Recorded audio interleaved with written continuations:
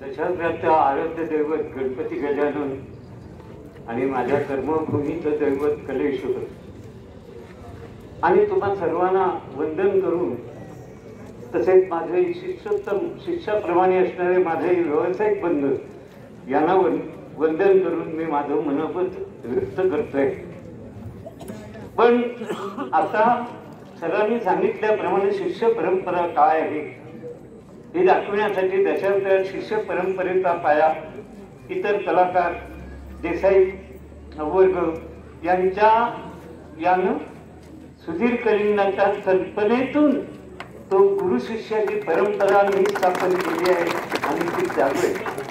पण मला वाईट वाटतं, करोनाच्या काळात मी मुंबईला असताना सुद्धा त्याचा मला फोन होता, काका तुम्हाला मी गावी आणून गुरु शिष्य परंपरा चालू करायची आहे मला, पण इतर सरकारी बंधनं असल्यामुळे मी काही करू शकत नाही।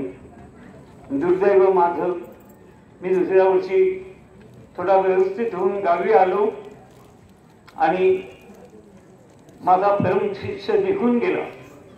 पण मी माझं ध्येय सोडलं नाही।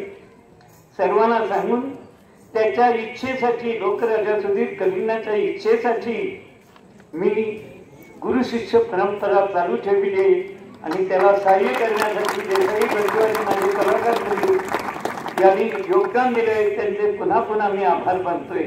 आणि त्याचप्रमाणे मी सिंधुदुर्ग वासियांना याच्यापुढे आव्हान करणार आहे की जागा मी देणार आहे, मला सरकारी अनुदान आणि दुसरं काही नको, पण तुमच्या एक एक रुपयाच्या शक्तीनं माझ्या सुधीर कलिंगाचं गुरु शिष्य परंपरेचं स्मारक माझ्या गावी व्हावं अशी मी इच्छा प्रकट करतोय। त्यासाठी माझे प्रयत्न आहे, मी इतरांचं मार्गदर्शन घेऊन ते करणार आहे। असू द्या, आपल्याला सर्वांना लाख शुभेच्छा, तुम्ही मला लाख शुभेच्छा दिल्या। आणि या प्रसंगी सांगावंसं वाटतंय, माझ्या बाजूला सावंत साहेब आहेत, सुधीरजी निघून गेले, आमचे आपले राजाभाऊ सामंत आहेत आणि आमचे आमदारही आहेत।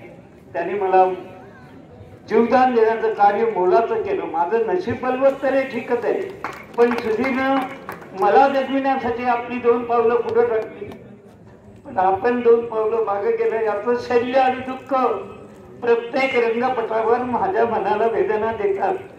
आता माझं वय नसलं तरी मी कुणीही हात मारली तरी मी स्टेजवर जातो, याला कारण एकच आहे, त्या लोकराजाची आठवण मला जागवायची आहे आणि त्याची स्मृती मला लोकांच्या मनात जिवंत ठेवायची आहे। एवढे 2 शब्द बोलून मी माझे